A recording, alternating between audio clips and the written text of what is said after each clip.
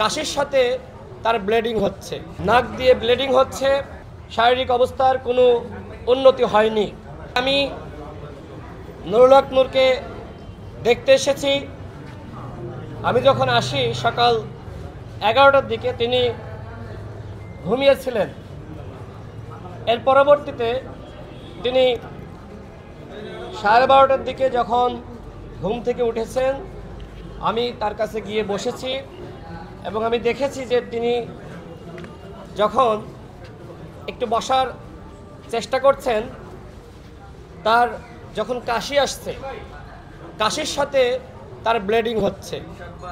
এর আগে আমরা আপনাদেরকে জানিয়েছিলাম যে তার নাক দিয়ে ব্লিডিং হচ্ছে। এখনো পর্যন্ত নুরুল হক নূরের শারীরিক অবস্থার কোনো উন্নতি হয়নি। আজকে আমি তার যে বর্তমান অবস্থা সেটি আপনাদের মাঝে তুলে ধরছি। নুরুল হক নূরের শর্ট টাইম মেমোরি লস হচ্ছে। তিনি যখন কথা বলতে যাচ্ছেন কথা তিনি পুরোপুরি শেষ করতে পারছেন না, আবার কিছুটা তিনি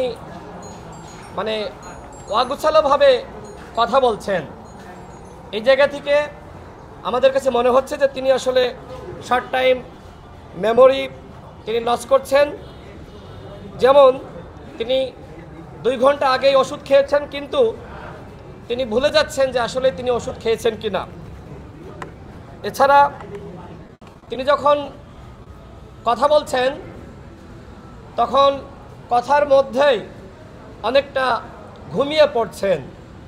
যারা তার পর্যবেক্ষণে রয়েছে পরিবারের সদস্যরা এবং নার্স, তাদের সাথে কথা বলে আমি এমনটাই জানতে পেরেছি।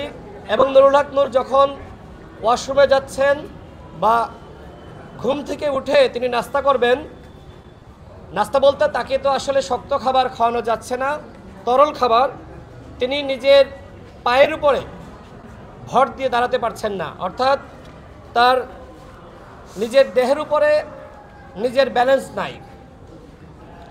এখনো পর্যন্ত তার চোয়ালের হাড় ভাঙ্গা, নাকের হাড় এখনো পর্যন্ত ভাঙ্গা, যে কারণে তার সর্দি এটার পরিমাণ খুব বেড়ে গিয়েছে।